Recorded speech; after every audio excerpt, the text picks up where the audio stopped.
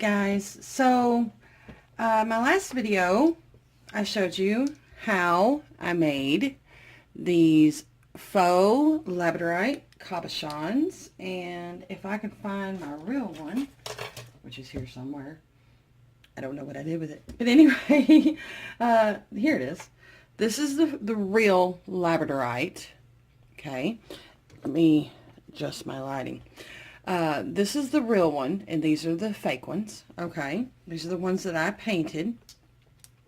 In the last video, I showed you how to make these with nail polish and a little bit of scratching. You know, of course, I made a couple into dragon eyes and just experimenting and doing a little bit of something here and there. So these are all the ones that I have made, minus this one, of course. Which I'll move these over a little bit. And what I decided to do was take some Mod Podge Dimensional Magic and cover the back of them. Well, unfortunately, when I did that, I didn't realize that my table here was actually slanted at a little bit of an angle, and which I'm going to move this up just a little bit. There we go. That's a bit better. And so on some of them, it actually kind of messed up. Like if you look at the front of that one, I don't know if you can tell, it's got a bit of the Mod Podge still on it accidentally. And so if I can find one that had a messed up spot, that one it did a little bit over here. Luckily, I caught that on some of these that did that. Before the Mod Podge had completely cured, so I just took a piece of scrap wire and it kind of globbed up in one spot, and I just kind of pulled off what didn't need to be there, kind of tried to smooth it out a little bit, and then filled it in. So it's not exactly 100% smooth on every single one of them, but it's a lot better than it was. But I think we're gonna do we're gonna wrap this one up.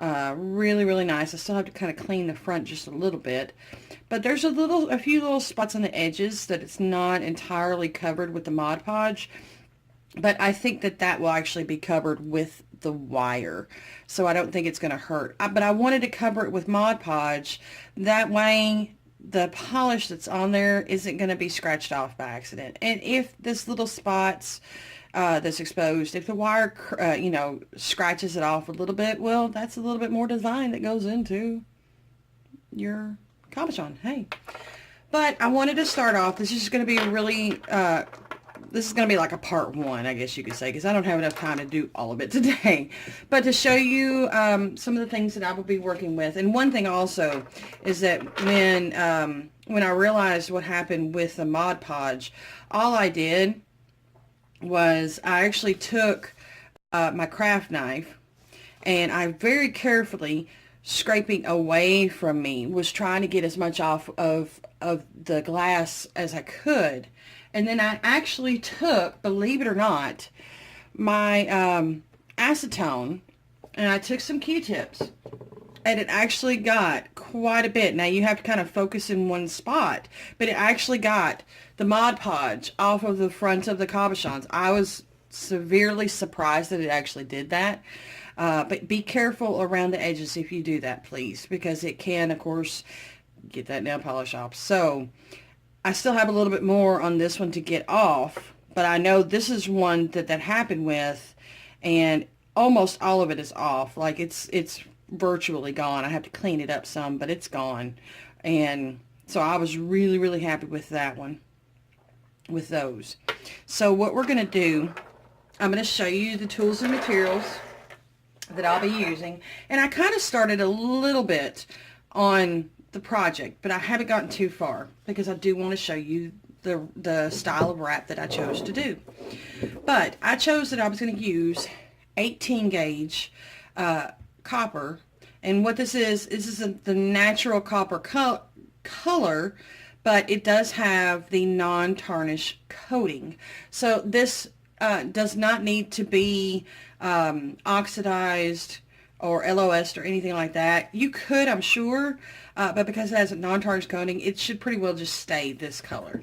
And of course, for the wrapping wire, I'm using the 26 gauge. Same thing, the non-tarnish natural colored copper. So that's what I chose to use. And I pulled off 4 sections of the 18 gauge.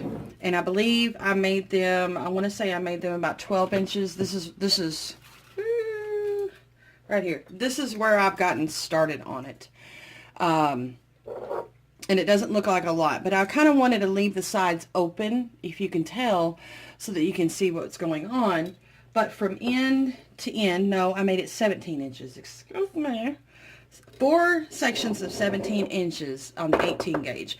I made it that long because I'm really only going to probably need about that much to wrap around the cabochon. But I wanted to have plenty left over to make sure there was enough to go around and maybe have some kind of design to go around with it. Of course, when you work with these, you will need your cutters, good pair of cutters. I do have on hand my nylon jaw pliers. Whoops, sorry. I am keeping on hand some bent nose pliers because with the wrap that I am choosing to do, I like to kind of compress it gently a little bit. As you can see, if you can see there. Right there. Okay. And you can always have on hand some others. Definitely always keep round nose pliers on hand, especially towards the end. You will probably need round nose pliers. You might need flat nose pliers, just depending on what you want to do. I may end up using these when I get to the bail to get a nice sharp bend in the wire. Optional, you may want to have some kind of bail making pliers. This is a 6-step bail making pliers. And even though the spring doesn't work as well as what I'd hope it would, hey, it still comes in handy. And see, now it calls me a liar. See, there we go. But these still come in really, really handy, especially because there's only so much of a step to a round nose plier, whereas you've got definitely 6 steps that you can do with the bail making pliers. I don't use these too much, but you can always get a pair of chain nose pliers to have. That's why I really like the bent nose, because it works the same. It's just got a bend to it, you know. And I would say that's probably about all you're going to need. For the weaving wire, I pulled off 1 full arm span and then half of an arm span. So I pulled it all the way from this arm all the way over, and then 1 arm's length after that. That way I know I should have more than enough of the 26 gauge. So that is it, and I will show you the style of wrap that I have decided to do. I made 6 rotations on the inside base wire. Then I made 3 rotations around both, and then 6. And then I did the figure 8, moving over to the next one. Another 6, another 3, another 6, and then moving over and back and forth. And that way it's slightly open. I did measure to see how much space was for my cabochon, and that's going to be almost perfect. Almost perfect. So that way it's not going to fall out. You'll still be able to see kind of the sides. And I'll show you a project I did in the past with an actual Labradorite that the wrapping is similar. So this is an item I made in the past, and I kind of wish that I had actually made a tutorial on it. But I had the idea for this style wrap from Yvonne Williams, which if you have not seen any of her videos, if you don't know who she is, I will put a card up this way. But I saw that she had made a wrap in this style, and I thought, oh, that's so pretty. So I chose to do this one. So if you can kind of see, which I know my lighting is atrocious today, you can kind of see that the style is similar. I just made it a bit denser, quite a bit denser than what this one's going to be. This one's going to be a lot more open. But I have to say, I absolutely love Labradorites, obviously. I think I did pretty decent on the bail. Now, I didn't get the back of the bail the same width as I got the front, but beggars can't be choosers. You know what I'm saying? You got to be happy with what you got. But I am thoroughly happy with this. And of course, I made the chain to go with it. From here to here is actually beading wire. And then the other pieces, this up to here, that's all actual wire that I just put a few, it's wire links. That's all that is. And of course I've got a little bit of a chain. That way it's not too much, it's not going to weigh too much down or anything like that. But this item right here, just in case you are wondering, this item is available for, is for sale on my Facebook page. Okay, so you guys, if you don't know where that is and you haven't been to it, you want to go to it and you want to like it, H&S Designs Now. That's all you got to look up. So there's that. And so I'll show you a little bit of how I'm doing this. I think you have a good idea. Anybody who's worked with wire in the past, I think you have a good idea, know what I'm doing. So I'm going to bring, oops, sorry, I hit the camera. I'm going to bring my wire down. And I know my lighting is not great. I wish I could improve it. I'm going to try to improve it. That's better, isn't it now? See? Okay, so I brought the weaving wire between these two, and I'm going to wrap 6 times. And you see, you don't want to get that wire tight because it does need to come down at an angle. If you can see that. It does need to come down at a pretty good little angle. So you're just going to wrap this around this single inside base wire 6 times. I'm trying to stay on camera. This is very hard to do. So that's 5. That's 6. See, at this point now is when I'm going to come in and I'm going to compact that down really, really nice. I'm going to bring my outside wire in. I'm going to kind of move these over just a little bit. And then I'm just going to wrap 3 times around both. Try to keep it nice and compact and keep it together just like that. And this is when I use my nylon jaw pliers. I will just come in and squish it down. Alright, and then I'm going to do another 6 rotations on that inside base wire alone. That's all that I do. And then I'm going to bring it back around to the other side. I'm going to do the exact same thing on that one until I get to the length, and that's 4. I can't count and talk at the same time. I am horrible. Oh, that's 6. Okay.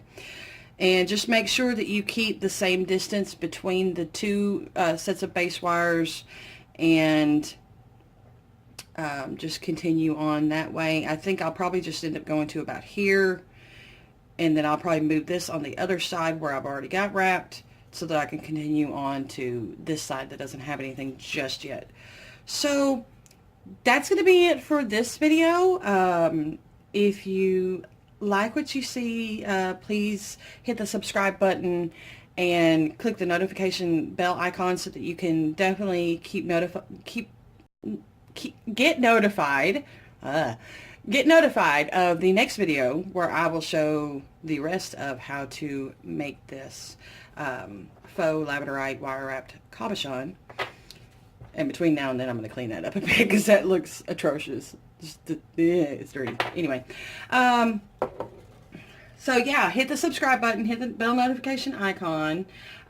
If you like what you see and you would like to purchase this, anything else, any just bare cabochons, all that's for sale. I have plenty of earrings, necklaces, bracelets, anything like that.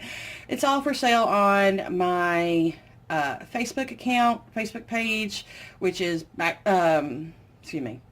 facebook.com/HNS Designs Now. And if you have any questions, comments, or suggestions, please leave them in the comment section below. I would love to hear from you. If you have tried to make your own faux labradorite cabochons and maybe you found a different way to go about it, Would love to see how yours turned out. Would love to hear how you did that. This is the first time I actually looked up to see if anybody's actually tried to make these before, and I haven't seen anything. So I'm like, yay, I'm the first. That doesn't happen too often. So anyway. Anyway, so thank you guys for tuning in. I do appreciate it, and I hope to see you in the next video. Bye-bye.